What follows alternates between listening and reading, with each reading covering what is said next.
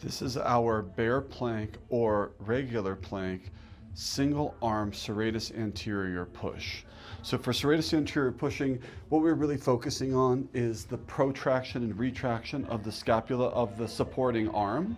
So we're going to have the block and we're going to come into this bear plank or regular plank, and then we're going to lift up, pushing that palm, protracting that scapula, and then lower down, pushing up and lower down. Now, one of the things that people are going to want to do is they're going to want to rotate through their hips and their thoracic spine. So they're going to look a little bit like this, which is not what we want. So we want to think about our headlights of our shoulders and our pelvis, keeping them square to the ground, and then focusing on the movement of the scapula on the thoracic spine.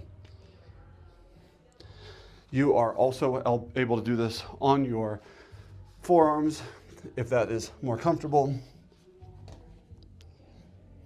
depending on if someone has a wrist issue.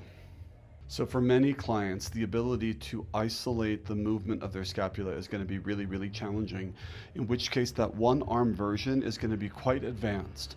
So if you want to help somebody start to understand how to move their scapula along their rib cage, protraction, retraction in this case, then we can have them do a straight arm push-up from a full plank or a bear plank, where they're focusing on bringing their shoulder blades together and apart without rounding through their spine.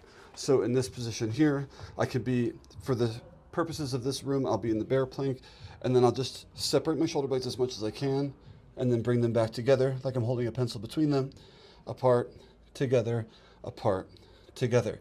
Now, there is going to be some amount of spinal flexion and extension that happens in this movement, but we want to try to minimize that. So we don't want to make this movement look like spinal flexion here.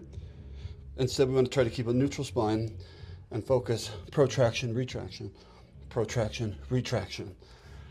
This can be challenging. You can also take a band and give people the feeling of that movement without weight bearing if they need to clue into it.